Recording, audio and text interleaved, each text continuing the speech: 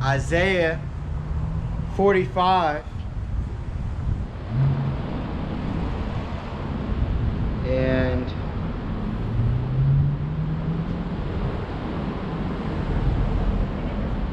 this is Isaiah 45 and 4. It says, "For Jacob my servant's sake, and Israel mine elect, I have even called thee by thy name. I have surnamed thee, though thou hast not known me." So what? It was all set up in the spirit that the Negro, Latino, and Native American will be called, will be known as the children of Israel in the last times, in the last days, right? It says, "They that made a graven image are all of them vanity, and their delectable things shall not profit," right?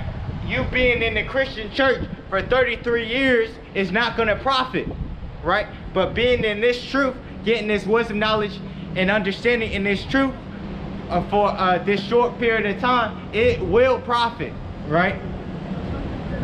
It says, "And the delectable things shall not profit, and they are their own witnesses. They see not nor know, that they may be ashamed," right? And they're gonna be ashamed because they're gonna realize that they was in this Christian church, these toilet houses, and they weren't getting anything, right? And it was for no reason, right? And they were created in vain, right? These people were created in vain. That's why it says, "Let the multitude perish then, which was born in vain." Because what? They weren't of the elect, right? And there's no purpose for them but to be destroyed, right? And that's not the same lot that we're gonna take, right? It says, Lord, Most High forbid that the Akim are going to take that path. But at the same time, if we're not of the elect, then who are? You know. And not saying that proudly, but you know, the elders been doing this thing for a long time, and what we've been doing this in sincerity and in truth to the best of our ability. You know. If we're not doing this, you know, if it's not us, then who is doing this? You know? And why is it being magnified through the Most High using us, right? So somebody got to be the elect, right? It says, verse 10, "Who have formed a god or molten a graven image that is profitable for nothing." It says, "Who have formed a god or molten a graven image that is profitable for nothing," right? And that's mainly Cesare Borgia, when the white Jesus, that's for nothing, right? Following white Jesus, right? Edomite Jesus, that's gonna get you nowhere, right? But following the God of the Bible and His Son, Yahawah, Yahawashi, that's gonna get you everlasting life. You Israelite, you Negro, Latino, and Native American, that's gonna give you everlasting life, right? That's how you get the blessings, following Yahawah, Yahawashi, right? There's no other way, right? It says, "Behold, all his fellows shall be ashamed, and the workmen that are of men, let them all be gathered together, let them stand up, yet they shall fear, and they shall be ashamed together." Right? This is that was Isaiah 44, 9 through 11. And this is Isaiah 45 and 9. It says, "For Jacob my servant's sake, and Israel mine elect, I have even called thee by thy name. I have surnamed thee, though thou hast not known me. I am the Lord, and there is none else. There is no other God besides me. I girded thee, though thou hast not known me." Because what? We came into this world not knowing this truth, right? But then the Most High gave us a spirit at the time that He gave it to us, right? Through the men that He set up to understand this truth. And now what? We're in this truth, and we switched up our whole lives, you know, because what? We was chosen for this thing, right? It says that they may know from the rising of the sun and from the west that there is none besides me. I am the Lord and there is none else. And how do we know if the Most High is talking? How do we know if the Most High is of a truth? If his prophecies come to pass, that's how we know if the Most High is of truth. You know, that's how he manifests himself to us. You know, through his prophecies, right? Like the prophecy of his son coming upon the earth for repentance for the nation of Israel, right? It says, verse 7, I form the light and create darkness. This is the Heavenly Father speaking. I make peace and create evil. That's what the Most High does, right? There's a balance. The Most High has to have control of the good and the evil, right? It said that's a perfect balance. It says, I, the Lord, do all these things, right? And he does. He controls everything. He controls us, right? It says, drop down ye heavens from above, and let the skies pour down righteousness. Let the earth open, and let them bring forth salvation. And let righteousness spring up together. I, the Lord, have created it. So us coming in this truth and turning to the ways of Yahawah, Bahashem, Yahawashi, that's a righteous thing. Right? It says, woe unto him that striveth with his maker. Right? Because some people say, oh, why did the Most High create it like this? Why didn't he just make us all perfect? Well, why are you trying to strive against your maker? Why are you trying to go against his ways? Right? Especially you Israelites, you chosen, you Negro, Latino, and Native American. It says, woe unto him, which woe means destruction. Woe unto him that striveth with his maker. Because we're not on the same level of the Most High, right? You simp, you're not on the same level of the Most High. It says, woe unto him that striveth with his maker. Let the potsherd strive with the potsherds of the earth. Shall the clay say to him that fashioned it, what makest thou, or thy work? He hath no hands, right? Because there's people that like there was this saying I saw on online where it said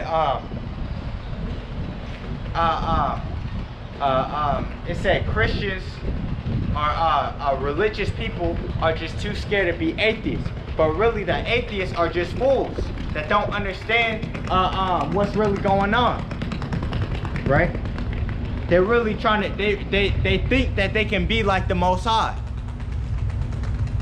It says, woe unto him that saith unto his father, what begettest thou? Or to the woman, what hast thou brought forth? Thus saith the Lord, the Holy One of Israel, ask me of things to come concerning my sons, and considering the work of my hands command ye me. I have made the earth and created men upon it. I, even my hands, have stretched out the heavens, and all their hosts have I commanded. I have raised him up in righteousness, and I will direct all his ways. He shall build my city, and he shall let go my captives, not for price nor reward, saith the Lord of hosts.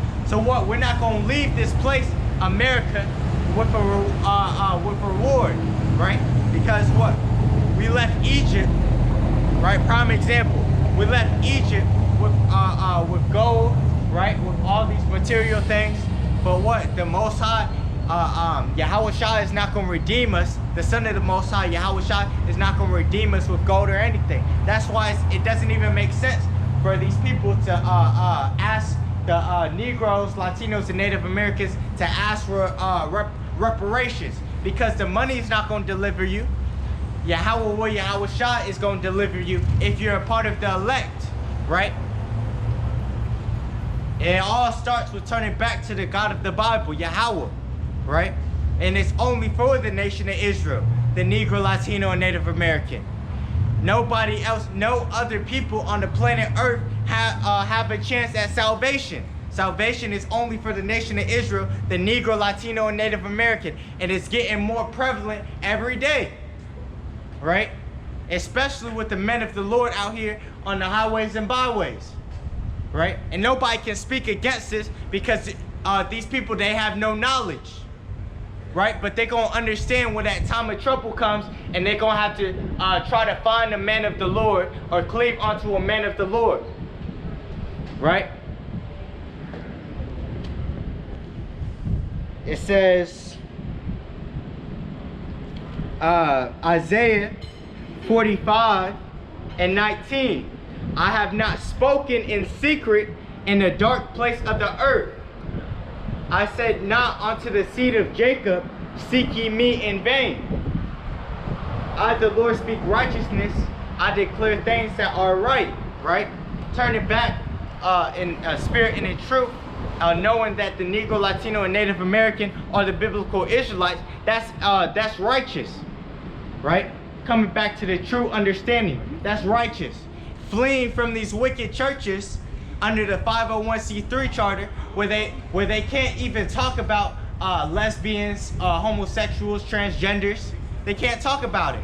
Why is that? Isn't it wicked to be a transgender? Doesn't that make sense? Don't you think the Most High hates that? But it's all okay because those wicked pastors are set up for destruction, right? Let's get it. I feel like that's fine. This is Job 21. Job 21:29. Have ye not asked them that go by the way, and do not ye know their tokens? That the wicked is reserved to the day of destruction. They shall be brought forth to the day of wrath. Who shall declare his way to his face? And that's what we're doing. We're not scared of anybody out here because we have the spirit and power of Yahawah Bahashim, Yahawashi dealing with us, right? And who shall repay him what he hath done, right? Because what? The Edomites, the Caucasians, they put us into slavery. And now what does the Bible say? They have to go into slavery, right? And what? We're just out here to proclaim their judgment. So when the Son of the Most High comes, there's not going to be any questions. Because this word has gone out to the four corners of the earth. Especially because we got this internet. Because of this Urim and the Thummim, right? Especially because of that. So you can get this truth from everywhere, right?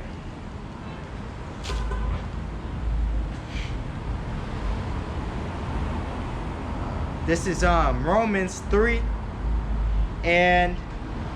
It says, for what if some did not believe, right? What if some did not have faith, right? Shall their unbelief make the faith of the Most High without effect? So is their unbelief going to make these prophecies not come to pass?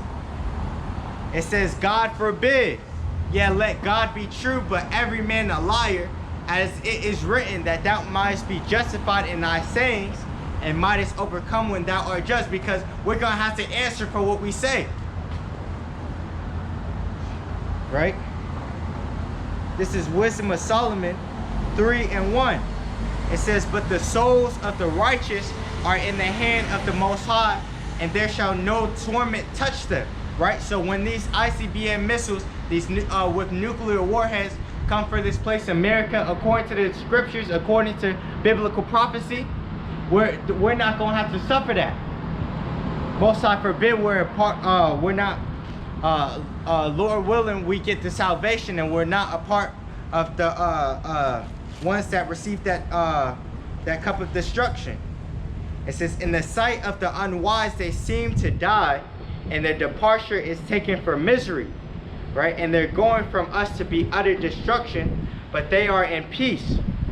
For though they be punished in the sight of men, yet is their hope full of immortality. Right? Because what happened to the apostles before? Right? They were getting persecuted. Right? What happened to Stephen? Right? He got stoned to death. right? What happened to Yahawashi, the Son of the Most High? He got crucified, right? But it's all for prophecy, right? So now when he comes back, what do you think? In his second coming, you think he's gonna be peaceable? You think he's out here to play games? He's not out here to play games, right? He's gonna come and he's gonna kill a lot of people, right?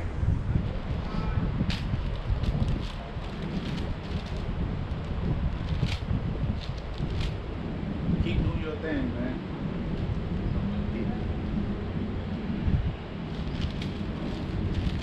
This is Isaiah 65 or 66 and 15. For behold, the Lord will come with fire and with his chariots like a whirlwind, to render his anger with fury and his rebuke with flames of fire. And that's how he's going to correct these wicked people, with that destruction, right? For by fire and by his sword will the Lord plead with all flesh, and the slain of the Lord shall be many. It says, and the slain of the Lord shall be many, right? So there's going to be many dead bodies out here, right? The streets are going to be filled with carcasses, right?